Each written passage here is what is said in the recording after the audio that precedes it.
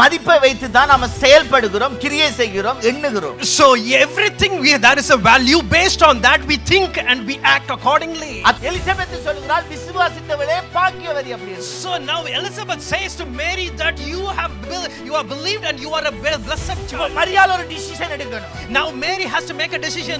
குழந்தையை என்னுடைய ஊர்ல இருக்கிற ஜனங்கள் அல்லது உலகம் பார்த்து எப்படி மதிக்கிறது போகுது என்பதை நான் அடிப்படையாக வைத்து பார்க்கவா, அல்லது தேவன் கொடுத்த குழந்தை அதை தேவன் எனக்காக என்னை நியமித்திருக்கிறார் என்கிற தேவனுடைய பார்வையில் இருந்து அதை மதிப்புக்குரியதா பார்க்கிறதா என்பதை டிசிஷன் எடுக்க வேண்டும் சொல்லுகிறது. Bible says verse 46 ல சொல்லுகிறது. Verse 46 it says என் ஆத்துமா கர்த்தரை மகிமைப்படுத்துகிறது அப்படின்னு சொல்லி ஆரம்பிக்கிறான்.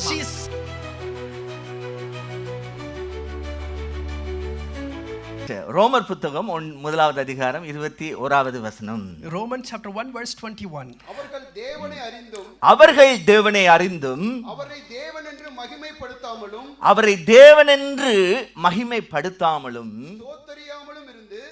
ஸ்தோத்தரியாமலும் இருந்து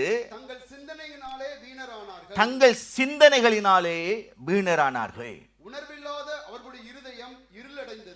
உணர்வில்லாத அவர்களுடைய இருதயம் இருள் அடைந்தது. For although they knew God, they neither glorified him as God nor given thanks to him, but their thinking became futile and their foolish heart were darkened. இப்போ இந்த இடத்துல சொல்லப்படுகிற வார்த்தை ஒரு மனுக்குலம் முழுக்க தேவனால் சிருஷ்டிக்கப்பட்ட மனுக்குலத்தை பார்த்து எழுதப்பட்ட ஒரு வார்த்தையாக நான் பார்க்கிறேன். So I see this word as a whole, like he was speaking this word to the whole of the mankind. இந்த வானத்தையும் பூமியையும் படைத்த சர்வ வல்லமை உள்ள தேவன் இந்த மனுக்குலத்தை அவர் எப்படி பார்க்கிறார் என்பதை இதிலே பார்க்க முடியும். The God who created heaven and earth, the almighty God, how he looks at the mankind, and I see in that way. ஜனங்கள் மனுக்குலம் எப்படி அவரை பார்க்கிறது என்கிறதும் இந்த சத்தியத்தில் இருக்கிறது. Also the people among themselves, the mankind, how they see themselves. இப்போ இங்கே தொடங்கும் போது சொல்லுகிறார் அவர்கள் தேவனை அறிந்தும். So when it starts he says although they knew God. தேவனுடைய சிருஷ்டிப்புக்களை சூரியனை சந்திரனை நட்சத்திரங்களை பார்க்கும்போது இதை படைத்த ஒருவர் இருக்கிறார், கடவுள் ஒருவர் இருக்கிறார் என்கிற உணர்வு உள்ளுணர்வு ஒவ்வொரு மனிதனுக்குள்ளும் இருக்கிறது. When they see all the creation, stars, sun, moon and everything, still they should have a thought that there is a creator above this. கடவுள் இருக்கிறார் என்கிற அறிவு என்ன செய்ய வேண்டும் என்று சொன்னால் தேவனை மகிமைப்படுத்துவதற்கு நேராக என்னையும் உங்களை உலகத்தில் இருக்கும்போது when you and myself are living in this world, இருக்கிற ஒவ்வொரு காரியத்துக்கும் ஒரு மதிப்பை வைத்திருக்கிறோம். So along with that, whatever it's along with us, we have a value for it. எல்லாத்துக்கும் ஒரு மதிப்பு இருக்கு. We have a value for everything. நம்முடைய வாழ்க்கையில் இருக்கிற ஒவ்வொரு பகுதியிலும் மதிப்பை வைத்து தான் நாம செயல்படுகிறோம், கிரியை செய்கிறோம், எண்ணுகிறோம். So everything there is a value based on that we think and we act accordingly. அதோட கூட நாம ஆவிக்குரிய காரியத்திலே தேவனை அறிகிற அறிவில் இருந்து பார்க்கும் பொழுது the same way when we see in the way that the spiritual way understanding the Lord, இந்த கையில இருக்கிற வேதத்துக்கு எவ்வளவு மதிப்பு கொடுக்கிறோம், how much value we give to the word of God that we have in our hand, உண்டாக்கின தேவனுக்கு எவ்வளவு மதிப்பு கொடுக்கிறோம், the God who created us, how much value we give to him, சபைக்கு எவ்வளவு மதிப்பு கொடுக்கிறோம், the church of God, how much we value that, தேவனுடைய ஆராதனைக்கு எவ்வளவு மதிப்பு கொடுக்கிறோம், for the worship, how much we value that, தேவனுடைய கொம்யூனியனுக்கு எவ்வளவு மதிப்பு கொடுக்கிறோம், how much value we give for the communion, ஆலயத்துக்கு வருவதற்கு நாம எவ்வளவு மதிப்பு கொடுக்கிறோம், coming to the church, how much we value that, தேவனுக்காய் செய்கிற ஊழியங்களுக்கு எவ்வளவு மதிப்பு கொடுக்கிறோம், for the ministry that we do it, how much we value that. இதெல்லாம் கொஞ்சம் நீங்க ஆழமா பார்க்கணும். We need to take deeper and think. தேவனை மகிமைப்படுத்துகிறேன் அப்படினு சொல்லும்போது ஒரு வார்த்தையில எடுத்துறாதீங்க. So don't say that I'm glorifying the Lord and giving a word.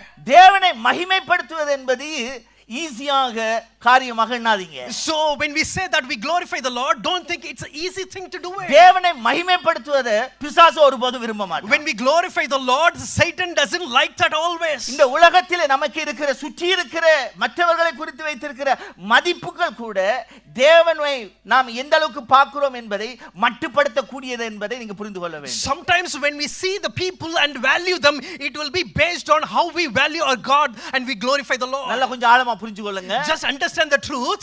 நாம வாழ்கிற இந்த வாழ்க்கையில the life that we live, சுற்றி இருக்கிற குடும்பம் கூட தேவனுக்கு இருக்கிற அந்த நாம கொடுக்கிற அந்த மதிப்பை அவருக்கு கொடுக்க வேண்டிய மகிமையை கொடுக்காதபடிக்கு உங்களை தடுத்து கீழே தள்ள முடியும். See, even the family or whatever may be the surroundings that is closer to you, even that may hinder that you cannot give a glory to the Lord. ஆனா நான் இந்த நாள்ல உங்களுக்கு என்ன சொல்ல வருகிறேன் சொன்னா, But today what I try to say is, தேவனை எப்பொழுதும் மகிமைப்படுத்துகிற ஜீவிய மாத்திரம் எனக்கு உங்களுக்கு இருந்தால், so if we have the life that we glorify the Lord for yourself and உங்களை myself, போல என்ன போல ஒரு ஆசீர்வதிக்கப்பட்ட இந்த உலகத்தில் இருக்கவே there is முடியாது. no one in this world like a blessed generation like you and me. ஏன் சொன்னால் அவருடைய சிருஷ்டித்தனுடைய நோக்கமே நானும் நீங்களும் அவரை மகிமைப்படுத்துவதற்கு. For the notion of his creation is we need to glorify the Lord. Isaiah chapter 43:7 சொல்லுகிறது, Isaiah chapter 43 verse 7 it நான் says, என் மகிமைக்கென்று சிருஷ்டித்து உருவாக்கி படைத்து என் நாமம் தரிக்கப்பட்ட யாவரையும் கொண்டு வா என்பேன் என்று சொல்றார். everyone who is called by name, whom I have created my glory, I have formed them and made. என்ன சொல்றார் தெரியுமா? You know what he said? என்னுடைய மகிமைக்கென்று நான் உங்களை சிருஷ்டித்தேன். He says, for my glory I created them. இப்ப நம்ம வாழ்க்கை அவரை மகிமைப்படுத்துகிற ஒரு ஜீவமா இருக்கணும்ன்றதுக்காகவே நம்மளை உருவாக்கி இருக்கிறார், சிருஷ்டித்து இருக்கிறார். See, the God has created everyone just to glorify and he has to receive his glory. இத குறித்து நான் உங்களுக்கு சில முக்கியமான வேத வசனத்தின் அடிப்படையில் இருந்து உங்களுக்கு காண்பித்து நான் ஜெபிக்க விரும்புகிறேன். About this I just going to give few more verses and then going to pray for you. இந்த இயேசு கிறிஸ்து இந்த பூமியிலே வாழ்ந்த நாட்களில், In the time of like Jesus Christ lives in this our world, ஊழியத்துக்கு வர விரும்புகிறார். he was like to come into the ஞானஸ்நானம் ministry. எடுக்கிறாரு. He have taken the baptism தேவனை மகிமைப்படுத்துறார். and he glorified the Lord. Fasting போயிருக்கிறார். And he has gone to fasting. இவர் மகிமைப்படுத்துகிறத பிசாசு பார்க்கறான்.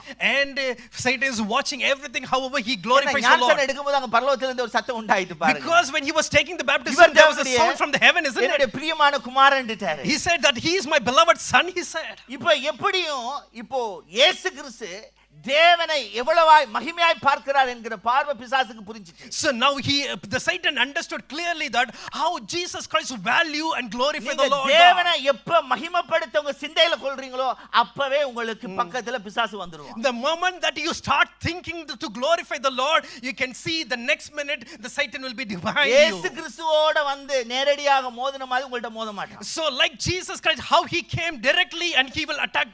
No, he can't come like that. வாளோட எல்லாம் வந்து நிக்க மாட்டான். No, he won't come like, you know, four legs and then உங்களுக்கு with the தெரியாது, tail. சம்டைம் உங்க பக்கத்துல இருக்கிற உங்களுடைய வைஃபே வந்து நிப்பாங்க. Sometimes- வடிவில நிக்கும் அது. Sometimes the wife would be like, your spouse will be like that. Sometime உங்க கணவனே அப்படி நிப்பாரு. Sometimes your husband will be like sometime உங்க that. பிள்ளைகளே அப்படி வந்து நிப்பாங்க. Sometimes your own children will be like நீங்க that. என்னென்ன டிசிஷன் எடுத்துட்டீங்க? Because you have made a உங்க decision. வாழ்க்கை தேவனை மகிமைப்படுத்தணும். You have made a decision that my life has to glorify the Lord. தேவனை மகிமைப்படுத்துவதற்காக நான் தெரிந்து கொள்ளப்பட்டேன். I have chosen, I have created for to praise இந்த the Lord. சத்தியத்தினுடைய ஆழத்தை நீங்க புரிஞ்சீங்கன்னா, If you understand the depth of the ஓப்பனா truth, சொல்றேன், I could say உங்களை சும்மா plainly, உட்கார விடாது. you can't be sit quietly. உங்களை உடைச்சே தீரும். It will break you.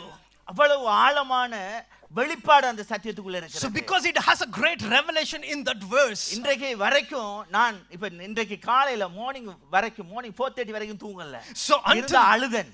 until 4:30 morning I was keep on இத்தனை praying. வருஷத்துல ஆண்டவரே நான் இப்படியாக இது ஆழமாக பார்க்கவே இல்லை. Until these many years I have seen this கிறிஸ்துவனை வாழ verse such a நினைச்சிருக்கிறேன். கிறிஸ்துவனை வாழ நினைச்சிருக்கிறேன். I have walk with the Christ. கொஞ்சமாவது உங்களுக்கு பிரியமா இருக்கன்னு try பண்ணிருக்கிறேன். I have tried myself to ஆனா இந்த please the வாழ்க்கையில Lord. ஒவ்வொரு பகுதியிலும் நீங்க மகிமைப்படுத்துறீங்களா என்ற அந்த ஃபோக்கஸ்ல உங்களை பார்க்கவே இல்லையே. So I couldn't see in every other aspect of my life, am I glorifying you? So ஆண்டவரிடத்துல அழுதேன், ஆண்டவரே என்ன மன்னிங்க.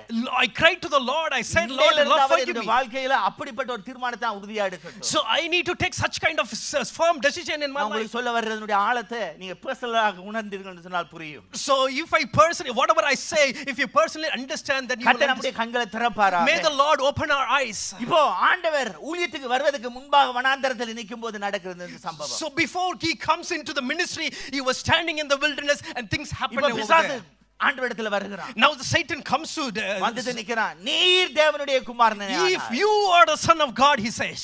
பிதாவே சொல்லிட்டாரல்ல நீ தேவனுடைய குமாரன் என்று. Yes, your father has said in this that you are my beloved son. இப்போ பிசாசு என்ன நினைக்கிறான்னு சொன்னா, Now what Satan is thinking is, இவர் தன்னை குறித்து அவருக்கு ஒரு மதிப்பு இருக்கு. இயேசு கிறிஸ்துவுக்கு ஒரு மதிப்பு இருக்கு. he has his own value. He has a our Jesus has a தேவனுடைய value. குமாரன் என்கிற மதிப்பு. He has a value that he is the son of God. இப்போ தேவனுடைய குமாரன் என்கிற மதிப்பை விட இயேசு கிறிஸ்துவினுடைய எண்ணத்துல என்ன இருந்ததுன்னு சொன்னால், பிதாவை மகிமைப்படுத்த வேண்டும், பிதாவுடைய சித்தத்தை செய்ய வேண்டும். Rather thinking of his value, what his mindset was, all he wants to glorify the Lord Lord and he wants to do the will of God. பிசாசுக்கு என்ன தேவை என்று சொன்னால், What the Satan was thinking is, நீங்க தேவனை மகிமைப்படுத்துறதை விட்டுட்டு rather glorifying the Lord, நீங்க யாரு உங்களுடைய மதிப்பு என்னன்றதை நீங்க காண்பிச்சிட்டீங்க என்று சொன்னா, அங்க தேவனுடைய மதிப்பு ஆட்டோமேட்டிக்காக இறங்கிடும். if you start to show your value, then obviously the God's glory will be reduced.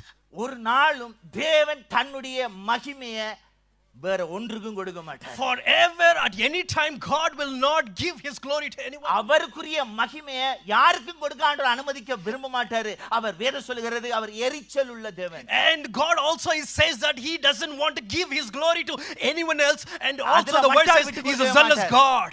அவருக்குரிய மகிமை நாம யாருக்கும் கொடுக்கிறது அவர் விரும்ப மாட்டேன் என்று வசனத்துல தெளிவா சொல்லிட்டார். The Bible clearly says that he doesn't want to give his glory to anyone. மகிமையை எடுத்துக்கொள்ளு. No chance. No, he won't give his glory. Let's saying like you take a little bit. மகிமை நாம் அவருக்கு கொடுக்கணும் என்கிற எதிர்பார்ப்பு பிதாவினிடத்தில் இருக்கிறது. So Father has this expectation that he wants to receive every glory. பிசாசு சோதிக்கிறான். Satan tries to test him. கல்லை பார்த்து அப்பமாக்கு. So change the stone to bread. எல்லாத்துக்கும் ஆண்டவர் வார்த்தை வச்சு அடிக்கிறாரு. God uses every word and he was giving the reply. He just opened his mouth. குமாரனா தாள குதிச்சு பாரு. If you are son of God, then you jump. தேவ தூதர்கள் ஏந்திடுவாங்க. And the angels will come and carry you. என்ன சொல்லுவாங்க? இவன் தேவனுடைய குமாரன். And then he will say that yes, he is the son of God. ஒரு மதிப்பு அவருக்கு வந்துற போகுது. And he will get the value. பதில் கொடுக்கிறாரு. And he will take it. ஆண்டவர் எல்லாத்துக்கும் பதில் கொடுக்கிறாரு. And God gives a value to answer. பண்ணனால இவன் தேவ குமாரன்ன்றத என்ன செய்ய போறது இல்ல. இவன் சொல்றத வச்சு அவர் தீர்மானிக்க போறது இல்ல. So in whichever way he tempt, he will not say that he is value and he won't see that. தெரியும் தான் யார் என்பது. Jesus Christ knew clearly that who he is. இயேசுவுக்கு தெரியும் தான் என்ன செய்ய போகிறார் என்பது அவருக்கு தெரியும். Jesus Christ knew clearly what he is supposed to do. நல்லா புரிந்து கொள்ளுங்க. Clearly understand this. ஆண்டவர் குறுக்கு வழியில போக விரும்பவே மாட்டார். God never goes on a shortcut. இயேசு கிறிஸ்துவை பற்றி. So you might have seen in the Bible where many places. குறுக்கு வழியில அவர் சட்டிலி நம்முடைய மகிமையை எடுத்துறணும்ன்றத இயேசு விரும்பவே இல்ல. Jesus doesn't like that. He wants to take the glory in a shortcut. இப்போ பிசாசு என்ன செய்றான்? உன்னை பெரியாளா காட்டுறேன் அவ்வளவுதான். So Satan wants to like Jesus to show him as a great person. நீ எதிர்பார்க்கிறதெல்லாம் அதிலே எடுத்துறலாம். And by what he is expecting, he wants அவர் மகிமையை இந்த உலகத்திலேயோ இந்த பிசாசினிடத்தில் இருந்து ஆண்டவர் எதிர்பார்க்கல. So God doesn't expect his glory from Satan or from anyone. என்ன பர்பஸ்க்காக பிதாவினிடத்தில் இருந்து இறங்கி வந்தாரோ அதைத்தான் அவர் பெரிதாக பார்த்தார். So Jesus was thinking in a way that for what purpose he came from heaven, he was focusing on that. நல்லா புரிந்து கொள்ளுங்க. Just understand this. இப்போ கடைசியா பார்த்துட்டு என்ன சொல்றான் தெரியுமா? Finally what he saw and said is ஃபைனலா சொல்ற வார்த்தை. Finally he said, சாஷ்டாங்கமா விழுந்து என்ன பணிஞ்சு கொண்டிருக்கீங்க? if you bow down and fall prostrate and bowed before me, என்ன செய்வேன்? எல்லாவற்றையும் இந்த ராஜ்யங்கள் எல்லாவற்றையும் உனக்கு நான் தருவேன். And he says that I will give everything to you. எந்தெந்த விதத்துல எல்லாம் ட்ரை பண்றான். So he tries in all the ways. இன்றைக்கு நமக்கு இப்படி தான் நடக்குது. Today even in our lives this is how it இப்போ இங்க இருந்து happens. போகும்போது வார்த்தையை கேட்டது போகும்போது So before you go home you received all the word and you சந்தோஷமா go. போவோம். We go with all gladness.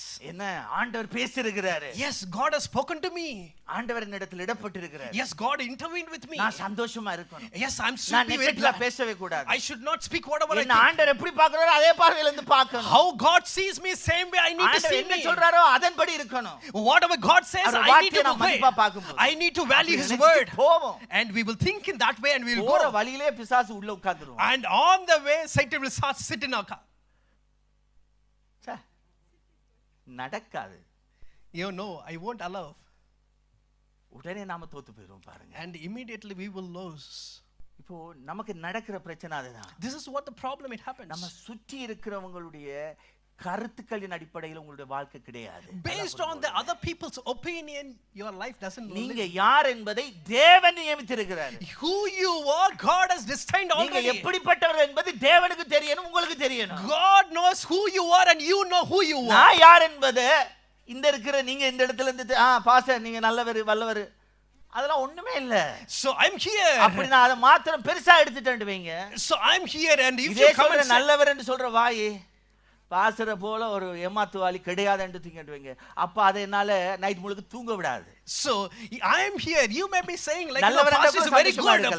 Pastor is very good, and you will be praising it. If I accepted it, another day if you start to say like a pastor is cheating, then I can't sleep on that day.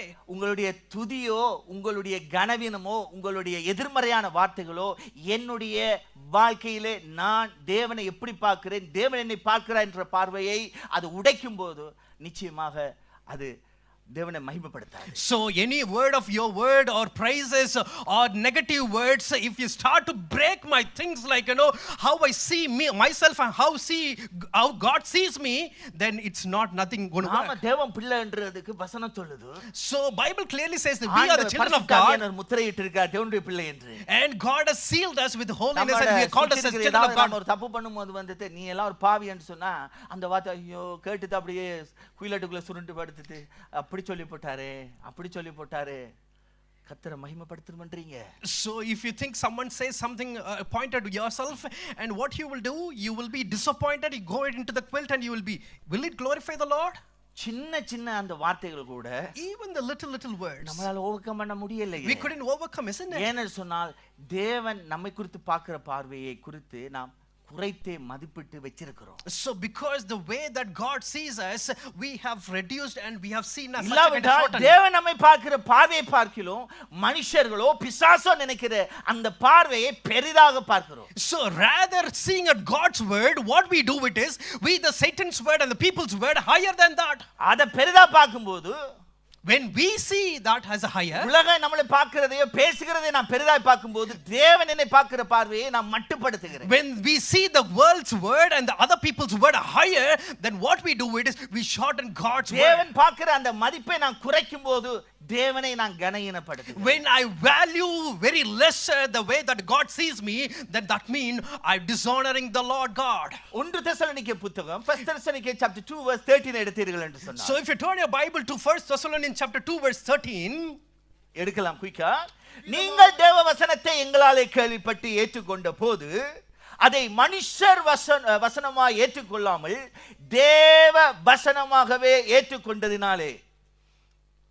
and we also thank God continuously, because when we receive the word of God which we heard from us, you accepted it not as a human word but as it actually is the word of God. இந்த வார்த்தை மிக ஒரு அழகான ஒரு சத்தியத்தை போதிக்கிறது. This particular word shows a wonderful truth. இந்த இடத்துல பவுல் சொல்ல வருகிற ஒரு கருத்து, very important truth that Paul says in this இப்போ place. நாங்க வந்து உங்களுக்கு பிரசங்கித்தோம். we have come and we preach.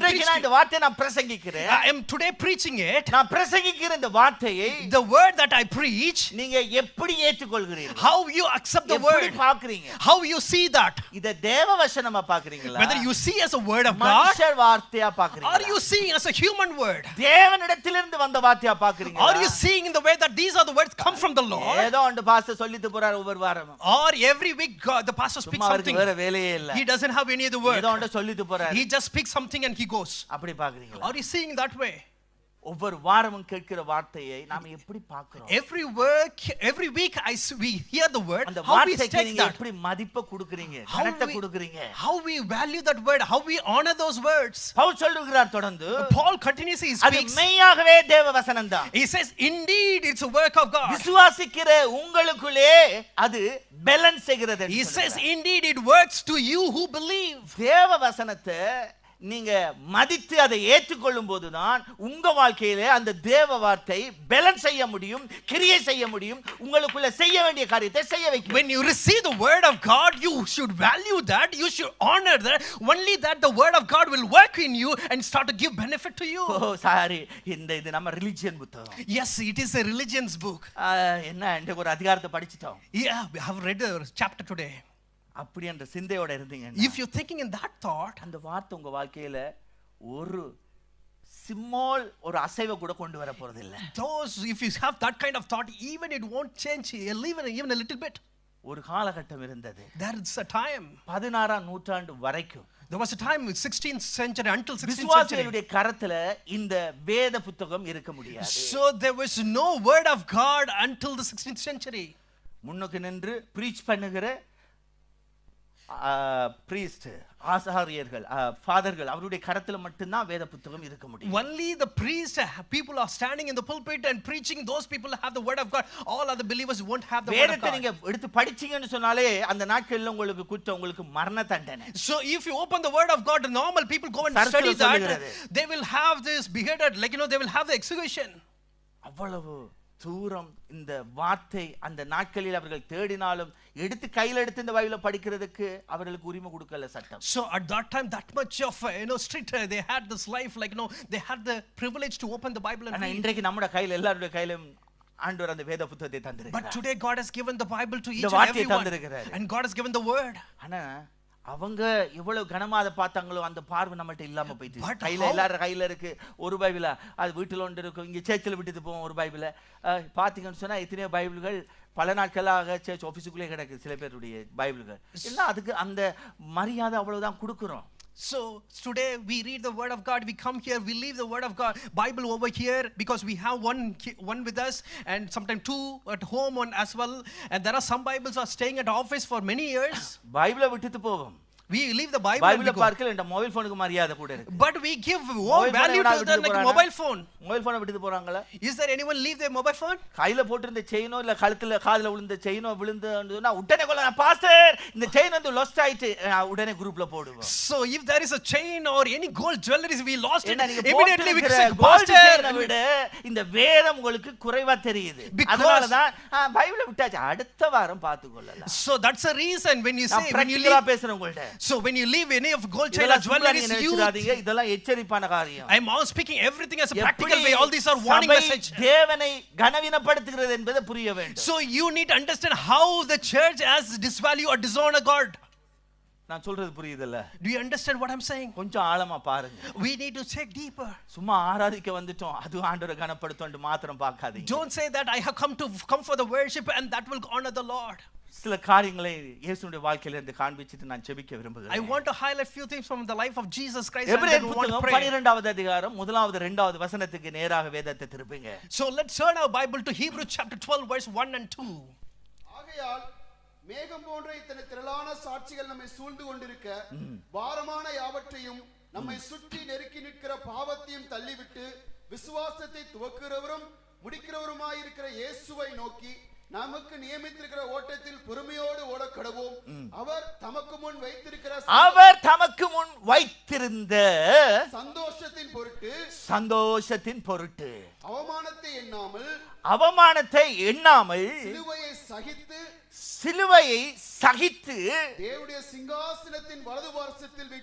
தேவனுடைய சிங்காசனத்தின் வலது பார்சத்தில் வீற்றிருக்கிறார். So fixing our eyes on Jesus, the pioneer and perfecter of faith, for the joy set before him, he endures the cross, scorning its shame, and sat down at the right hand of the throne of God. இந்த இயேசு கிறிஸ்துவின் வாழ்க்கையில பல பகுதிகளை நீங்க எடுத்து தியானிச்சு பார்க்கலாம். So if you take the life of Jesus Christ, you can meditate on his every aspect of his life. அதுல ஒரு முக்கியமான வார்த்தை தான் இந்த பகுதி. And very important verse is this is the part. வேதம் சொல்லுகிறது, Bible says, அவர் தமக்கு முன் வைத்திருந்த சந்தோஷத்தின் பொருட்டு, அதுக்கு பிறகு வரலாம். And we can come to later about the joy that set before him. சொல்லுகிறாரு அவமானத்தை எண்ணாமல். And scorning its shame, he says. இதுதான் முக்கியமான ஒரு வார்த்தை. This is very important. இது பிராக்டிகலாவும் நாமளும் பார்க்க முடியும், நம்ம வாழ்க்கையை பார்க்க முடியும். Even in our life sometimes we may think about this in practical way. அவமானத்தை எண்ணாமல் என்கிற வார்த்தையை பார்க்கும் பொழுது he doesn't consider the shame. அவர் அதை ஒரு பொருட்டாக நினைக்கவே இல்லை.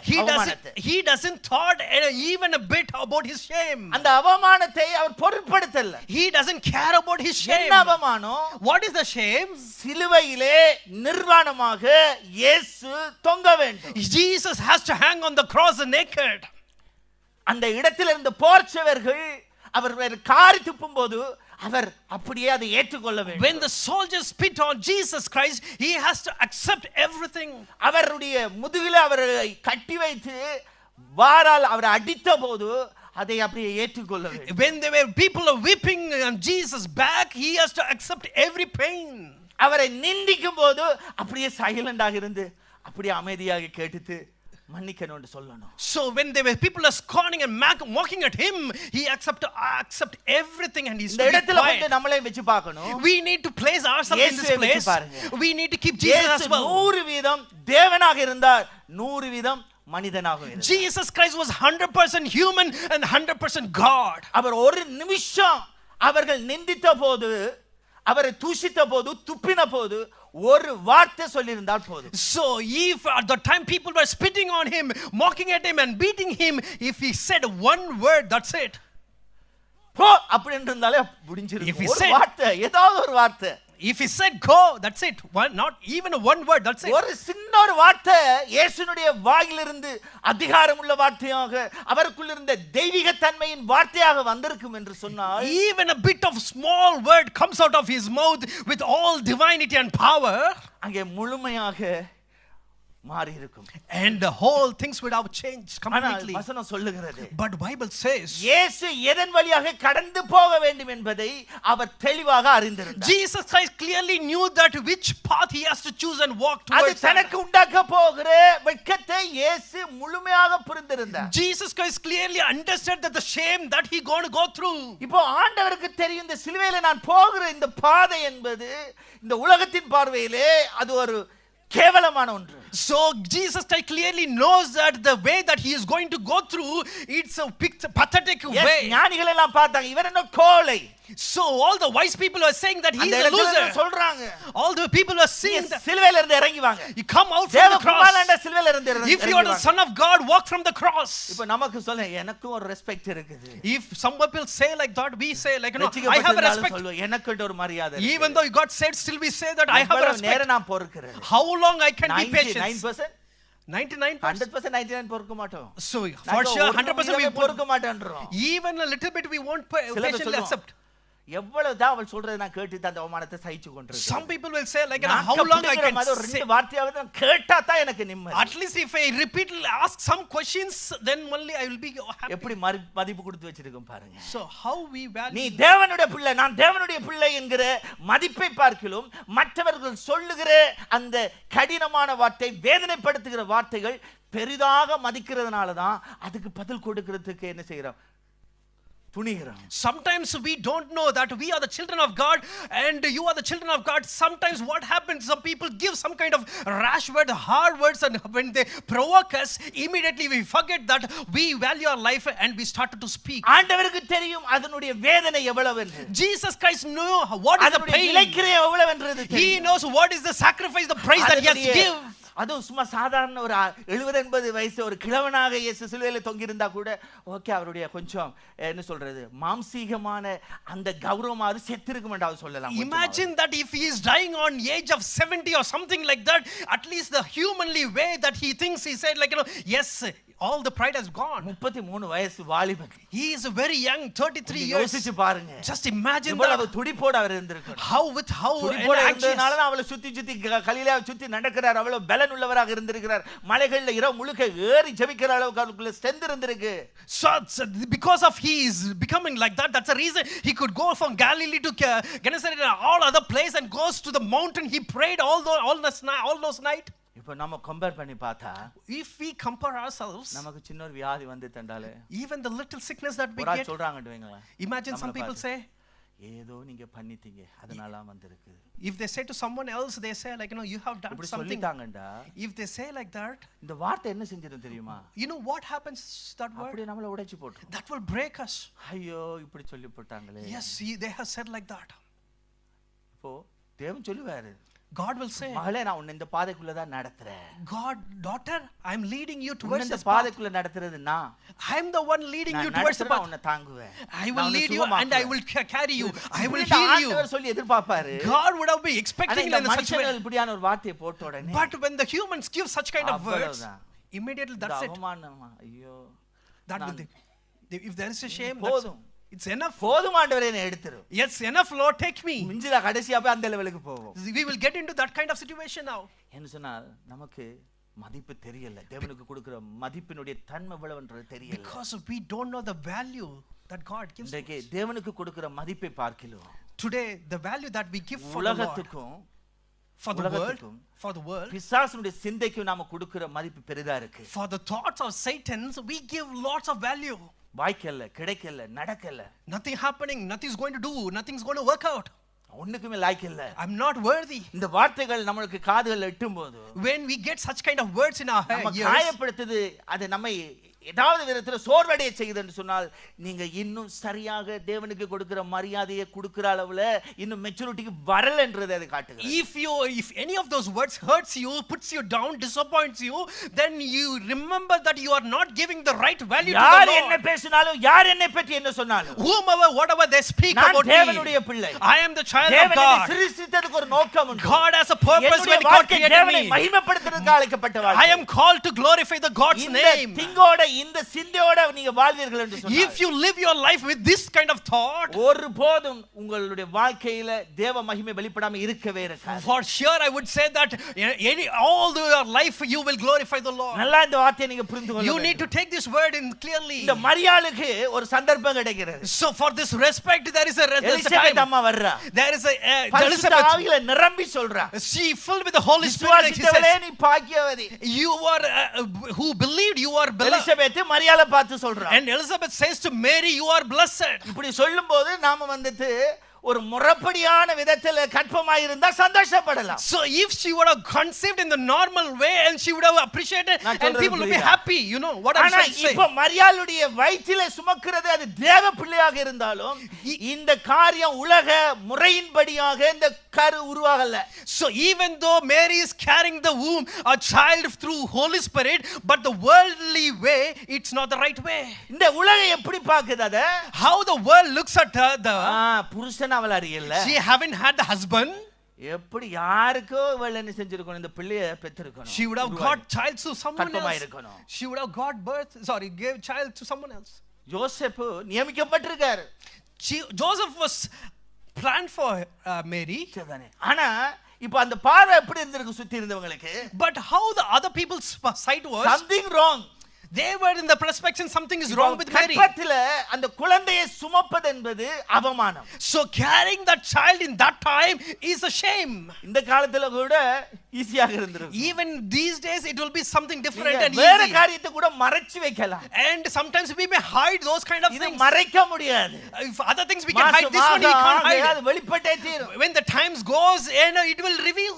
ஊர் கூடி வந்து என்ன செய்ய போகுது, பேச போகுது. And all the திருமணமாகவில்லை அதுக்குள்ள அவசரப்பட்டுட்டியா? All those people will come, they got to come and shame because they will say like, you are not married, you got a birth. எத்தனை விதங்களிலே நிந்தையான வார்த்தைகள் அவளுக்கு வந்திருக்கும். So in whichever way she would have got such kind of shame words. இப்போ இந்த மரியாள் சொல்லுகிறாள் விசுவாசித்தவளே, Elizabeth சொல்லுகிறாள் விசுவாசித்தவளே பாக்கியவதி அப்படி என்று. So now Elizabeth says to Mary that you are believed and you are a blessed child. இப்போ மரியாள் ஒரு டிசிஷன் எடுக்கணும். Now Mary has to make a decision. இந்த குழந்தையை என்னுடைய ஊர்ல இருக்கிற ஜனங்கள் அல்லது உலகம் பார்த்து எப்படி மதிக்கிறது போகுது என்பதை நான் அடிப்படையாக வைத்து பார்க்கவா, அல்லது தேவன் கொடுத்த குழந்தை அதை தேவன் எனக்காக என்னை நியமித்திருக்கிறார் என்கிற தேவனுடைய பார்வையில் இருந்து அதை மதிப்புக்குரியதா பார்க்கிறதா என்பதை டிசிஷன் எடுக்க வேண்டும். Now Mary has to take a decision about the child that is in her womb. How the worldly people think about her, or how God's plan God has given the child. In which way she has to think. வேதம் சொல்லுகிறது, Bible says, verse 46 ல சொல்லுகிறது, verse 46 it says, என் ஆத்துமா கர்த்தரை மகிமைப்படுத்துகிறது அப்படின்னு சொல்லி ஆரம்பிக்கிறான். she starts like this. She says, my soul glorifies the Lord. அப்பொழுது மரியாள் அப்படி சொல்லப்பட்டிருக்கு பாருங்க. அப்பொழுது மரியாள். And then Mary. இப்போ அந்த இடத்துல மரியாளுக்கு பதிலா நாம இருந்தா, if instead of Mary, if we would have been in that place, சொல்லாதீங்க, we say like, don't say like that. இவ்வளவு அவமானம், how much shame, ஊரெல்லாம் என்ன சொல்ல போகுது, how the people will say, உங்கள்ட்ட வந்து தங்கி இருக்கிறேன், I am trying to escape myself and staying in your place. எவ்வளவு வார்த்தை கொட்டிருக்கும். You know how much of words we have poured. மரியாளுக்குள்ள அவ்வளவு confidence. But Mary has such a great confidence. என்ன சொன்னால், இது மதிப்புக்கு உரிய ஒன்றை நான் உள்ள ஆண்டவர் எனக்கு வைத்திருக்கிறார். Because God has given something great and valuable in my womb. சொல்லுகிறாள். She says, என் ஆவி என் இரட்சகராகிய தேவனிலே களி கூறுகிறது என்று சொல்லுகிறாள். and she says that my spirit, my soul is glorifying the Lord God. நல்லா புரிந்து கொள்ளுங்க. Just understand this. பெரிய ஒரு வித்தியாசத்தை இந்த மரியாளுடைய வாழ்க்கையில பார்க்க முடியும். So you can see a great difference with the Mary's opinion. நாம எப்படி உங்களை சுற்றி இருக்கிற காரியங்களை பார்க்கிறோம் என்பது மிக மிக அவசியம். It's very important that how you see the things that are nearby you. நாம் எந்த அளவுக்கு அவரை மேன்மையாக பார்க்கிறோமோ அந்த அளவுக்கு தான் தேவனுடைய மகிமை உங்க வாழ்க்கையில என்னுடைய வாழ்க்கையில விளங்க முடியும். So how grateful and value the Lord, that much of glory we can give to the Lord. Pavul அப்போஸ்தலனுடைய வாழ்க்கையை எடுத்து பார்த்தீங்க. Even if you consider the life of Paul the Pavul apostle, அப்போஸ்தலன் இதல உறுதியாக நிக்கிறாரு. Paul the apostle were very strong in our this. சொல்றாரு நான் பாவில பிரதான பாவிதான், And உண்மைதான். he says the sinner above all sinner, I am the greatest ஆனா sinner. எப்ப இயேசுவிட்ட வந்தாரோ, But the moment when I come to Jesus, when I become the child of God, அவருடைய பார்வை அவர் மேல வைத்த தேவ திட்டத்தை மதிக்க முடியாத அளவுக்கு பெரிதாக பார்க்க ஆரம்பிச்சார். the moment he came into the Lord, you can see that he started to value the God's தன்னுடைய value. வாழ்க்கை குறித்து தேவன் பார்த்த பார்வைக்கு அதிக மதிப்பு வச்சிட்டார். So the way that God looks at Paul, he gives such kind of value to that. அதனால அவருடைய வாழ்க்கையில எதெல்லாம் அந்த உலகத்துல மதிப்பு போட்டு வச்சிருப்பார் பாருங்க. So for that reason, whatever he has planned a value for this worldly things, you know. அது வரைக்கும் அவருடைய வாழ்க்கையில நிறைய மதிப்புகள் கொடுத்து வச்சிருந்தார். So until that he has given a value for some other things. மதிப்பு வச்சிருந்தாரு. For what other things he has given a value? Benjamin கோத்திரத்தான். I am a Benjaminite. நான் கமாலியல் இடத்துல படிச்சவன். I studied I am the wise person. I've studied under Gamaliel. நான் பரிசேயன். I am a Pharisee. பெருமைக்கு மேல அதுக்கு பெரிய பெரிய மதிப்பு கொடுத்து வச்சிருக்காரு. You can see at the list he goes, he has a pride about himself. நம்மள்ட்ட இருக்கு. We also have. நீங்க படிக்கிறது ஒண்ணும் இல்லன்றது எப்ப வரும் தெரியுமா? You know when you will realize that all your education மேல will be இருக்கிற nothing. தேவ திட்டத்தை நீங்க உயர்த்தி பார்க்கும்போது மட்டும். When you value the plan of God, எவ்வளவு படித்திருந்தாலும், whatever maybe you have studied, ஸ்தானத்துல இருந்தாலும், whatever maybe the position that you are, பொசிஷன்ல உங்களை இந்த தேசத்துல ஆண்டவர் வைத்திருந்தாலும், whatever maybe the position that God has given to this world, உங்களுடைய வாழ்க்கையில இருந்தாலும், how much of the blessing God given to this world, கொடுத்திருக்கிற மதிப்பை பார்க்கிறோம்.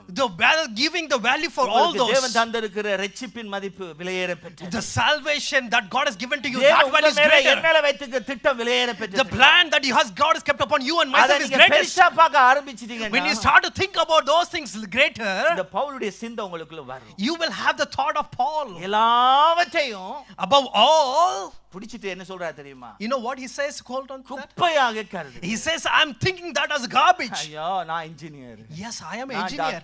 I am a doctor. நம்ம எல்லாம் குப்பையாவா கருதுகிறோம். How we consider ourselves as மேல தூக்கி வச்சிட்டு திரியறோம். we just keep all those things above head and we ஓபனா சொல்றேன். just plainly saying this. எல்லாத்தையும் ஆண்டவருடைய பலிபீடத்துல சரண்டர் பண்ணனும். we need to put all those things under the altar of God. எவ்வளவு blessing வந்தாலும், how much over we studied, how much of blessing we see, கீழ வெச்சு பழகுங்க. we need to keep all those under the altar of God. மகிமைப்படுத்தணும்னு சொன்னால் அந்த சரண்டர்ன்றது நம்மள்ட்ட இருக்கணும். So if you want to glorify the Lord, and we should have such kind of surrender in our lives. Paul the apostle made such kind of decision. That's the reason அங்க Acts chapter 16 ல சொல்லுது. Acts chapter 16 you can see பவுலும் சீலாவும் அடிக்கப்படுறாங்க. Paul and Silas was beaten. அடிக்கப்படும்போது அவர் சொல்லலாம். When he was beaten to death, they would have said like, you know what? நான் ரோம குடி. I am a Roman citizen. So எனக்கு கமாலியல தெரியும். I know Gamaliel. எப்படி நீ அடிப்ப? How can you beat me? அங்க அடி வாங்குன பிறகு வந்து ஒரு இன்னொரு சண்டை போட்டுருக்கலாம். And after he was beaten, he can come and he even claim. நாம திட்டு இப்படி அடிபட்டு இருக்கேன். நீங்க ஆண்டவர் ஒண்ணுமே செய்யலையே. Because of your name I was getting beating, you didn't do anything. அவன் அடிக்கும்போது when he was beating me, அனுப்பி ஒரு பல்லாரண்டாவது ஒரு அரவுண்ட் கொடுத்திருக்க கூடாது அவங்களுக்கு. you should have given another slap to him. உங்களை நம்பி தானே உங்களுக்கு ஊழியத்துக்கு வந்தேன். I came because of you, isn't it? I trusted you and I came to the ministry. நாமண்டா சொல்லி இருப்போம். we are in that place, we would have said like that. அவங்க அதை எதையுமே பேசல பவுலும் சீலாவும். but Paul and Silas doesn't speak anything about that. அவமானத்தை though shame பெருசா பார்க்கறாங்க. தெரியுமா? you know they ஏன்னா அந்த அவங்களுக்கு ஆண்டவருடைய ஊழியம் அவ்வளவு கனமாக மகிமையா தெரியுது. so they're taking that shame as a greatest because they're thinking the ministry of God in such a value. அப்போஸ்தலரை குறித்து இதே தான் சொல்லப்படுகிறது. that's what Bible also says about apostles. அடிக்கப்படுவதற்கு அவமானப்படுவதற்கு பாத்திரமா இருந்துச்சு அவங்க மிகுந்த சந்தோஷப்பட்டாங்களா. so when they were ready to beating for all their beatings and becoming shame, they were taking that as a privilege. They were so glad to do that. எடுத்து பாருங்க. if you take the verse you will Acts chapter 5 verse 41 ல பாருங்க. Acts chapter 5 verse 40. அவருடைய நாமத்துக்காக தங்கள் அவமானம் அடைவதற்கு பாத்திரராக எண்ணப்பட்டபடியினால், அவருடைய நாமத்துக்காக தாங்கள் அவமானம் அடைவதற்கு பாத்திரராக எண்ணப்பட்டபடியினால், சந்தோஷமாய் ஆலோசனை சங்கத்தை விட்டு, சந்தோஷமாய், அந்த வார்த்தை முக்கியம். So you can see that the apostle left the Sanhedrin rejoicing because they had been counted worthy of suffering disgrace for the name. நம்மளுக்கு சுத்தி நடக்கிறதெல்லாம் ஆண்டவர் நிமித்தமே நடக்கிறது இல்ல நிறைய காரியங்கள். Most of the things are happening to us. It's not because of the Lord Jesus சில Christ. நேரங்களில் நம்முடைய லூஸ் டாக்காலேயே அவமானங்களை சந்திக்கிறோம். Sometimes because our loose talk we face நம்முடைய shame. புத்தியினாலே சில நேரங்களில் தேவையற்ற லொஸ்ட பார்க்கிறோம். Because of our foolishness sometimes we go through some kind of ways. அதெல்லாம் நம்மள உடைச்சிருது பாருங்க. So those are the things sometimes breaks us. அதே உடைச்சிருது. Sometimes those are the things it breaks us. ஆனா இந்த அப்போஸ்தலருடைய இருதயம் எப்படி இருக்கு பாருங்க. But you can see the apostles' heart. அவங்க ஆண்டவருக்காக அவமானப்படுறத மகிமையா பார்க்கறாங்க. So they were looking சந்தோஷமா great. பார்க்கறாங்க. So they were looking that great and joy. What about shame? ஏன் அவங்க சீப்பா பார்க்கல தெரியுமா? Why they don't see that as a cheap way? அவங்களுக்கு தெரியும் தங்க மேல வைத்திருக்கிற திட்டத்தை பெருசா பார்த்து பழகிட்டாங்க. Because they know clearly that the plan of God and the will of God that is upon them and they saw that as greatest one. இன்னைக்கு ஊழியங்களை சில நேரங்களை கொடுத்தா உங்களுக்கு எப்படி பார்க்கறீங்க அதை? Sometimes when we give a ministry to you, how you value நான் that? சொன்ன நேற்று worship டீமுக்கு மீட்டிங் வச்சிருந்தேன். Yesterday I had a meeting for the worship team. கர்த்தருடைய ஊழியத்தை அசட்டியாய் பண்ணுகிறவன் சபிக்கப்பட்டவன். And the Bible says that who does the ministry in unworthy manner, they are cursed. சின்ன ஊழியமா பெரிய ஊழியமா? Whatever may be the ministry, Cleaning, small or toilet great, cleaning எதுவா இருந்தாலும் whatever may be toilet cleaning or whatever may be. செய்கிறத ஆண்டவரை மகிமைப்படுத்துறதுக்காக செய்யறோம்னு பார்க்கணும். So just see in the way that whatever we do it is glorifies the நான் Lord. படிச்சவன் நான் போய் படிக்கிறதா நான் டாய்லெட் க்ளீன் பண்றதா. So I have studied, I have educated, அப்ப I'm going to have to go and mop and மதிப்பை பார்க்கலாம். என்னுடைய ஸ்தானத்துக்கு என்னுடைய கரெக்டருக்கு என்னுடைய வாழ்க்கைக்கு நான் மதிப்பை கூட வச்சு பார்க்கிறேன். rather giving a value to the Lord, what we do it, we give value to our education, value to our status and value to ourselves. இது ஒருபோதும் தேவனை மகிமைப்படுத்தாது. This one will never glorify இந்த the Lord. காரியங்கள் தேவனுக்கு மகிமையை கொண்டு வராது. All these things will not give glory to the Lord. தேவனுக்கு மகிமையை கொண்டு வரணும்னு சொன்னார். If you want to give a glory to the Lord, Matthew chapter 10 verse 37 ல எப்படி சொல்லுகிறார்? Matthew chapter 10 verse 37, you தகப்பனையாவது தாயையாவது என்னிலும் அதிகமாய் நேசிக்கிறவன் எனக்கு பாத்திரன் அல்ல. anyone who loves their father or mother more than me is not worthy of me. தொடர்ந்து சொல்லுகிறார். And continuously he says, மகனையாவது மகளையாவது என்னிலும் அதிகமாய் நேசிக்கிறவன் எனக்கு பாத்திரவான் அல்ல. anyone who loves a son or daughter more than me is not worthy of me. நான் இயேசுவினுடைய பிள்ளை. I am the child of நான் God. தேவனுடைய விசுவாசி. I am the believer of நான் God. ஆண்டவருடைய சீஷன். I am the disciple of இதெல்லாம் God. பெருமைக்கு நாம வாயால சும்மா அடிச்சு தள்ளுறோம். All these words we say for அதை boast ourselves. சொல்றதுக்குரிய தகுதியை தான் இந்த வசன ரெட்டிலே ஆண்டவர் காட்டுகிறார். But God gives worthiness that if you want to say like that, நம்ம what உறவை எந்த அளவுக்கு பார்க்கிறோம்? how we see the value, பிள்ளைகளை எந்த அளவுக்கு பார்க்கிறோம்? பிள்ளைகளை எந்த அளவுக்கு how we பார்க்கிறோம்? see our children. பிள்ளைகளை எப்படி பார்க்காதீங்க? பிசாசா பார்க்காதீங்க. Don't look at your children as a Satan. ஆனா பிள்ளைகளை தேவனாவும் பார்க்காதீங்க. And you don't see the children as God as well. பிள்ளைகளை பிள்ளைகளாவே பாருங்க. And see the children as children. நான் சொல்றது புரியுதா? You able to understand? பிள்ளைகளுக்கு ஒரு காரியம் இருக்குதான். So for the children there is things to happen. நீங்க அதுக்கு கொடுக்கிற பிள்ளைகளுக்கு கொடுக்கிற கணத்தை நீங்க எப்படி பார்க்க கூடாதுண்டா ஈக்குவலாக தேவனை எப்படி பார்க்கறீங்களோ அந்த லெவலோட வெச்சு பார்த்தறாதீங்க. The value that you give for your children, you shouldn't give this equal value our to the Lord சொல்லுகிறார் God as well. என்னிலும் அதிகமாய் நேசிக்கிறவன் If anyone loves above me, எனக்கு பாத்திரவான் அல்ல. he is not worthy of me, he says. அதிகமாய் நேசிக்கிறவன். நேசிக்க கூடாதுண்டா ஆண்டவர் சொல்லல. He doesn't say that உங்க wife நேசிங்க, உங்க don't love. பிள்ளைகளை நேசிங்க. You need to love your wife, you need to love your children. பிள்ளைகளை நேசிக்கிறத பார்க்கலாம். Rather loving your spouse, உங்களுடைய நேசத்தின் அளவு தேவனை பார்க்கிற விதம், தேவனுடைய ராஜ்யத்தை பார்க்கிற விதம், தேவனுடைய வார்த்தையை பார்க்கிற விதம், தேவனுடைய காரியங்களை பார்க்கிற விதம் அதிகமாக இருக்க வேண்டும். but the love you keep for the Lord, keep for the word of God, for loving the Lord, it should be greater than all those things. Please கொஞ்சம் ஆராய்ஞ்சு பாருங்க. Please think about those and think பண்ணி introspect. பாருங்க எந்த அளவுக்கு கொடுக்கிறீங்க. You need to think about and see how much you value. ஆரம்ப நாட்களில் ஆரம்ப நாட்களில் பிரெட்ஃபோர்ட்ல ஆரம்பித்த நாட்களில் See, in the early days when we started the ministry in the Bradford, where the Bradford was, இப்போ வரைக்கும் நான் சில காரியங்கள் மறக்க முடியாது. நான் அப்பவே சொல்லி விட்டுருவேன் சில நேரங்கள்ல. so until now I couldn't forget few of the things. Sometimes I plainly say these things. ஒரு குடும்பம் வர்க்ஃபீல்ட்ல இருந்தப்ப வரும். So there was a family who comes from Wakefield. ஆனா பிள்ளை காருக்குள்ள தூங்கிரும். But the child will be sleeping inside the car. கார்ல தூங்கினா அந்த பிள்ளை டிஸ்டர்ப் பண்ணி எழுப்ப கூடாது. If the child is sleeping inside the car, I should not disturb. இங்க ஆராதனைக்குள்ள கொண்டு வந்து விக்க வச்ச முடியும்னா பிள்ளை எழும்பிருமே. If you bring the child inside the worship, and the பிள்ளையோட காருக்குள்ள உட்கார்ந்துட்டு இருப்பாங்க. and the parents also sitting inside. ஆராதனை முடிஞ்சு அங்க வார்த்தையில அரைவாசி போகும், சில நேரங்கள்ல முக்காவாசி போகும். அந்த பிள்ளை எழும்புறதுக்கு டைம் ஆகும். So until the child wakes up, they will be waiting, like the worship will be over. Sometimes the message, half of the message will be over. அங்க முடிய போது பிள்ளையை தூக்கிட்டு வருவாங்க. By the way, when the service was over, that they will bring the child. பார்த்தேன். I was waiting for 2 or 3 weeks. ஒரு வாரம் பிடிச்சு கேட்டு விட்டுட்டேன். And once I asked that, அப்படி பிள்ளை தூங்குனா தூக்க முடியாதுன்னா நீங்க வராதீங்க. if child is sleeping in that way, then better be stay at home. கனப்படுத்துறீங்க. Whom you glorify, value that. ஆண்டவருடைய பிரசன்னமா. That glorifying value the பிரசன்னத்துல கொண்டு பிள்ளையை வைக்கிறீங்கடா நீங்க அந்த பிள்ளையை விட தேவ பிரசன்னத்தை மதிக்கிறீங்க. If you're bringing your child for the presence of the Lord, then you value the presence of the Lord. இப்ப நாம எப்படி கனப்படுத்துறோம்? How we honor the Lord. நம்ம வாழ்க்கையில எதை எந்தெந்த லெவல்ல வைக்கணும்ன்றத நீங்க புரியாத பட்சத்துல தேவனை அவமானப்படுத்தி கொண்டு தான் வாழுவீங்க. So in your life, which are the things you need to place where if you don't know, then you are dishonoring the இந்த Lord. வார்த்தையை புரிஞ்சுக்கொள்ளுங்க. You need to understand this truth. இந்த வார்த்தை சும்மா சாதாரண எடுத்துறாதீங்க. Don't take these words very lightly. lightly. உங்க வாழ்க்கையில ஒவ்வொரு பகுதியை ஆராய்ஞ்சு பாருங்க. Practically just think in your life all your aspect of your life. உங்க நேரம் ஆண்டவருக்குரிய நேரத்தை உங்க பிள்ளைக்கு கூட கொடுக்க கூடாது, உங்க கணவனுக்கு கொடுக்க கூடாது, மனைவி கொடுக்க கூடாது. The time that you give it to the Lord, you should not sacrifice that time to your child or no spouse to anyone. உங்க பிசினஸ்க்கு கொடுக்க கூடாது. Even for your business even. ஆராதனை அப்படினு வந்தா உங்க வீட்ல விசிட்டர் வந்தா வாங்க நீங்கள் வாங்கன்னு சொல்லி கூட்டிட்டு வாங்க. So if there is a worship is going on, போட்டு நீங்க வரணும். if there is a worship going on, if there is ஆராதனைக்கு கொடுக்கிற மதிப்பு. If there is a visitor in your home, bring them, say them. That is the way that you value the worship. Visitors வந்திருக்காங்க. In our home there is a visitor. இன்னைக்கு வர முடியாது. So we couldn't come today. அது என்ன அர்த்தம் தெரியுமா? You know what it says? உங்க ஃப்ரெண்டுக்கு கொடுக்கிற மதிப்பு கூட ஆண்டவருடைய ஆராதனைக்கு ஆண்டவருக்கு கொடுக்கலன்றதை காட்டுது. So the value that you give for your friend, you are not giving for God or of His presence. கொஞ்சம் ஆராய்ஞ்சு பாருங்க. Just introspect and see that. இதோட நான் முடிக்க விரும்புறேன். I just want to finish with this. எங்கயோ கொண்டு வந்து நான் எங்கயோ முடிக்கல, சரியா கொண்டு வந்து முடிச்சிடுறேன். So I didn't start somewhere and ended where I have தொடர்ச்சியா கர்த்தர் சித்தமானால் there are many things. வருகை தாமதித்து நான் திரும்பி வந்தால் there are many things to go on. So if God's willing, if I come back safely, right, I'm going to speak on அந்த முதல் வசனத்துக்கு வர விரும்புகிறேன். I want to come back to the same verse, first verse. என்ன சொல்லுது பாருங்க.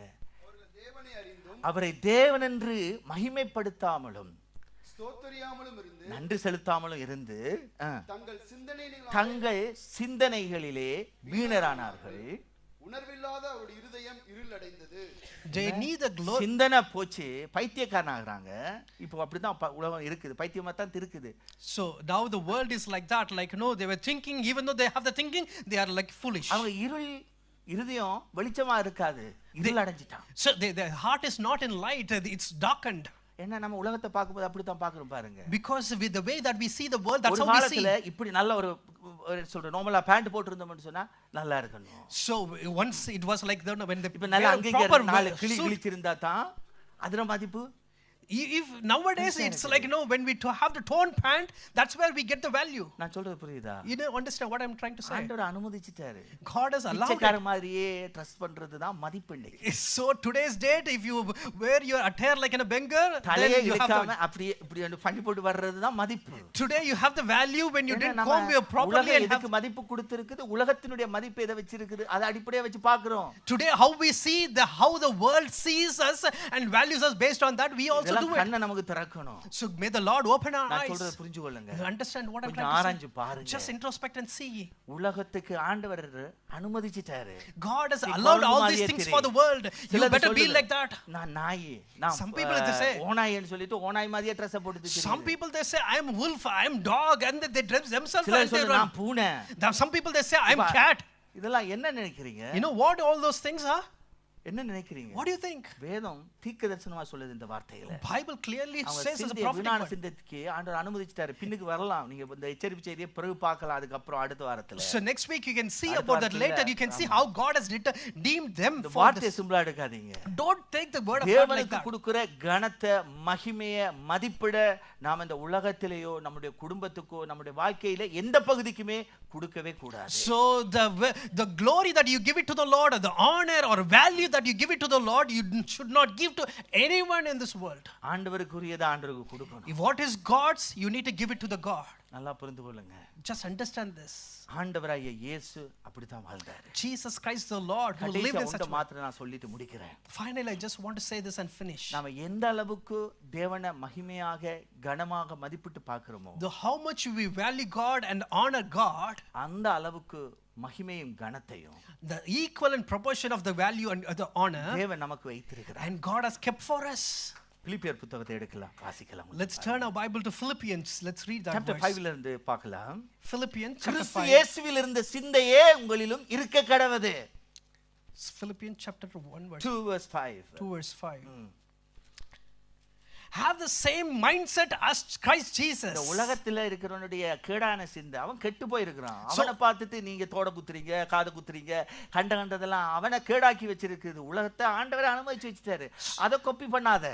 God has ஆண்டவர் சொல்றாரு, இயேசு சிந்தை உங்களுக்குள்ள உண்டாகட்டும், எனக்குள்ள உண்டாகட்டும். God has allowed the world to be like that. They are being like that and now having pierced and all this kind of way of living style, and you don't follow that. But God has said that I have given my mindset. சிந்தை என்ன தெரியுமா? You know what is Christ's mindset? சிலுவையில மரிக்கும் வரைக்கும் எதற்காக பிதா தன்னை தெரிந்து கொண்டார்? Until he was dying on the cross. எதற்காக For what reason he was called? For what reason he came into this world? பிதாவை மகிமைப்படுத்துறதுதான் வாழ்க்கை. So the life he has to glorify the Lord is the life. percentage கூட அவர் என்ன செய்யல, விலகவே. Not even a percentage he is fallen from the calling. பாருங்க. Finally it our says, தேவனுடைய ரூபமாய் இருந்தும் தேவனுக்கு சமமாய் இருக்கிறதை கொள்ளையாடின பொருளாக எண்ணாமல், who being in very nature God did not consider equality with God. சரியா? தொடர்ந்து தம்மை தாமே வெறுமையாக்கி அடிமையின் ரூபம் எடுத்து மனுஷ சாயலானார். Rather he made himself nothing by taking very nature of servant and become like a human likeness. அவர் மனுஷ ரூபமாய் காணப்பட்டு மரண பரியந்தம், அதாவது சிலுவையின் மரண பரியந்தமும் கீழ்ப்படிந்தவராகி தம்மை தாமே தாழ்த்தினார். சிலுவையிலே மரிக்கும் வரைக்கும் அவர் இந்த உலகத்துக்கு கொடுத்த மதிப்பு என்பது கீழாகத்தான் இருந்தது. So until he was dying on the cross, you can see the value that he given to the world is underneath. வசனம் சொல்லுகிறது, Verse says, அடுத்த வசனம் தான் நமக்குரிய இம்பார்ட்டன்டான. verse 9 is a very important verse. ஆதலால் தேவன், Therefore God, எல்லாவற்றுக்கும் மேலாக என்ன செய்தாராம்? அவரை உயர்த்தி exalted him to the highest place. இங்க தான் பார்க்கிறோம் முக்கியமான வார்த்தை. This is a very very important verse we see. மற்றவன் சொல்ற மதிப்பு, மற்றவன் கொடுக்கிற காரியம் வந்து உங்களை உயர்த்தாது, மகிமைப்படுத்தாது, கனப்படுத்தாது, உங்களுக்கு ஆசீர்வாதங்களை கொண்டு வராது. So all those people, the way that they give, it doesn't give you value or blessing or honor to you. தேவனுக்குரிய மகிமை கனத்தை நீங்க தேவனுக்கு கொடுத்து கொண்டே இருப்பீர்கள். So if you keep on giving the honor and glory to the Lord continuously, தேவன், therefore God, புரியுதா? நல்லா புரிஞ்சுக்கொள்ளணும். just understand this very important verse. உங்களுக்குரிய மேன்மையும் கனமும் ஆசீர்வாதங்களும் ஐஸ்வரியங்களும் அவரை நீங்க எவ்வளவாய் மதிப்பிடுகிறீர்கள் என்பதை அடிப்படையாக வைத்து தேவன் உங்களுக்கு தருவார். So the value that God has given to you, based on that you will see that the blessing and the honor and the value that God will give it to you. அருமையாக அந்த வசனம் தொடர்ச்சியா சொல்லுது பாருங்க. Continuously it says like very இயேசுவின் நாமத்தில் வானோர் பூதலத்தோர் பூமியின் கீழானோருடைய முழங்கால் யாவும் முடங்கும் படிக்கும். அதிகாரத்துக்கு மேல அதிகாரம், கனத்துக்கு மேல கனம், மகிமைக்கு மேல மகிமை இயேசுவினுடைய நாமத்துக்கு பிதா கொடுக்கிறார். So you can see the Father God gives to Jesus Christ. He says, given the name above all every name, that the name every knee should bow before Jesus in heaven and இயேசு கிறிஸ்துவை கர்த்தர் என்று நாவுகள் யாவும் அறிக்கை பண்ணும்படிக்கு, and every tongue should acknowledge that Jesus Christ is the Lord. நாமத்துக்கு மேலான நாமத்தை என்ன செய்தாராம்? அவருக்கு தந்தருளினார். Above all name, God given the name of Jesus above everything. நல்ல ஒரு அருமையான blessing. Very important blessing, wonderful blessing. Don't take that a blessing. இன்னைக்கு நான் அந்த சிலுவைக்குள்ள அந்த அவமானத்தை பற்றி யோசிச்சு பார்த்தேன். When I was thinking about the shame that is on the cross, I was thinking all these things. ஏரோதுக்கு ஒரு ஆசை இருந்தது. Herod has a desire. என்ன ஆசை தெரியுமா? You know what is the desire? இவர் அற்புதங்களை செய்றார். இவர் செய்யற அற்புதத்தை பார்க்க ஆசைப்படுறான். So he wants to see the miracle that Jesus was doing it. பிலாத்து என்ன செய்யறான்? கூட்டிட்டு வர்றான். Now Pilate was bringing him. Okay, இவர் கலிலேயா தேசத்தை சேர்ந்தவர், அதனால ஏரோது விட்டு அனுப்புறான். He was belonged to Galilean, so he sent him to Herod. இயேசு அற்புதங்களை செய்கிறதெல்லாம் அவன் அநேக காரியங்களை கேள்விப்பட்டதனால Because he heard many things about Jesus Christ and his miracles, அவனுக்கு பெரிய சந்தோஷம் இருந்தது. he was having great வர்றாரு joy. நம்மள்ட்ட இப்ப சரியா வந்துட்டாரு. Yes, he's coming now. இப்ப அவர் வரும்போது While he was coming, அவர்ட்ட நிறைய காரியங்களை நான் கேட்கணும். I need to ask many things about him. அற்புதங்கள் எல்லாம் நிறைய செய்றாரு. He is doing lots of அடையாளங்களை miracles. நிறைய செய்றாரு. He is doing lots of wonders. காட்டுங்கன்னு கேட்கணும். I want to ask him to show the miracles now. இந்த எதிர்பார்ப்போட அவன் வந்து என்ன செய்றான்? இயேசுட்ட கேக்குறான். With this expectation, he was asking to Jesus. 23:9ல வாசிச்சீங்கன்னா Luke 23ல சரி நீங்க எடுக்கத்தோல Luke 23ல பார்க்க முடியும். If you turn your Bible to Luke 23, you will see that. அநேக காரியங்களை குறித்து அவரிடத்தில் வினாவினானாம். He was asking many things to him. வேதம் சொல்கிறது, Bible says, அவர் மறுமொழியாக as reply, அவனுக்கு ஒன்றும் சொல்லலையா. he didn't give any reply to him. அவன் கேக்குறான், ஆசைப்பட்டு கேக்குறான். With all desire, he was வாயை asking him. மூடிக்கொண்டே இருக்கிறார். But Jesus was quiet, kept quiet. இதுல பெரிய ஆழமான அர்த்தங்கள் இருக்கு. It has a lot of depth meaning in அந்த it. இடத்துல மாத்திரம் ஒரு அற்புத தாண்டவம் செய்து In காட்டினார். that place, if Jesus would have done a great miracle, அப்படியே சிலுவை டேர்ன் ஆயிருக்கும். just imagine the turn, that there will be a turning in the miracle, the cross. அந்த இடத்துல நம்மள ஸ்தானத்துல வெச்சிருந்தா. But imagine if Yes, we would have been on the place. தேவகுமாரன்தான். Yes, I am the son of God. பார் ஒரு வியாதியை கொண்டு வா. Yes, bring someone, I will heal. எத்தனை பேர் 4 நாள் செத்த பணத்தை நான் உயிரோட அழிப்பேன். I have rose a person who was dead after 4 days. ஒரு ஊழியக்காரர் சொல்லுவாரு. There is a person who says like the minister. போன இடத்துல இருந்தாரு. ஒரு ஊருக்கு போன இடத்துல இருந்தாரு. He went to a place and he says, pastor நான் ப்ரே பண்ணி 125 பிள்ளைகள் இல்லாத தாய்மாருக்கு பிள்ளைகள் கிடைச்சிருக்கு. and I prayed to I prayed, pastor, 120 people who doesn't have the child, I prayed and they got the children. இப்படி சில பேர் லிஸ்ட் போட்டு வச்சிருப்பாங்க. And they people have such kind of list. நமக்கு ஏதாவது ஒன்று செய்யணும். I need to do something. ஏதாவது நம்ம இதுல எஸ்கேப் ஆகணும். I need to do something and escape from that. பெரிய ஒரு சந்தர்ப்பம் ஆண்டவருக்கு கிடைச்சது. Jesus got a wonderful opportunity. அந்த ஆப்பர்சூனிட்டியை பயன்படுத்தி இருந்தாருன்னா If God would have used that opportunity, என்ன ஆயிருக்கும்? you know what happened? இன்றைக்கு இந்த இடத்துல சபை இருக்காது. Today church won't be இந்த there. இடத்துல இருக்கிற எல்லாரும் கொஞ்சம் நினைச்சு பாருங்க. Think about everybody who was in this place. நேரங்களில் பிசாசு சில ஆப்பர்சூனிட்டியை தருவான். Sometimes Satan will give such kind of opportunity to us. கொஞ்சம் அட்ஜஸ்ட் பண்ணு. Just a little bit. தேவனுக்கு கொடுக்கிற மதிப்பு இழந்துராதீங்க. Do not lose the value that give it to the Lord. பார்வை இழந்துராதீங்க. The way that God sees you, don't தேவன் see. உங்க மேல வைத்த திட்டத்தை இழந்துராதீங்க. Don't leave the plan that God has given to you. Just plainly say, whatever may be the shame, how much ever the scorn, whatever may be the trouble, என்னையும் உங்களை அழைத்தவரே, God who called you and me, கையில வரைந்து வைத்திருக்கிறார். He has written the part, carved on the palm. நேசிக்கிற நல்ல தகப்பன். He is a loving God. இதுதானே நம்ம மேல ஆசையா இருக்கிற தகப்பன். He is so desirous. அவருடைய பார்வையில விலையேற பெற்றவங்க நாம. In His sight we are so special. சிந்தனை நமக்கு பெரிய மதிப்பு அவருக்கு கொடுக்கும். These kind of thought will give glory to the Lord and honor the Lord. சிந்தையோட நம்மளுடைய வாழ்க்கையில ஒவ்வொரு பகுதியில மூவ் பண்ணுவோம். With this thought, let us move on our lives in all aspects. வாழ்க்கை தேவனை மகிமைப்படுத்துவார். For sure our life will glorify the Lord. உங்க வாழ்க்கை உங்களுக்கு இல்ல தேவனுக்கு மகிமை கொண்டு வரும்போது, so your life will not give glory to the Lord, but it will give glory to the Lord. வாழ்க்கைக்கு தேவையான மேன்மையும் கனமும் தேவனிடத்திலிருந்து உங்களுக்கு வரும். So but whatever is wanted for your life, God will give those honors and value to you.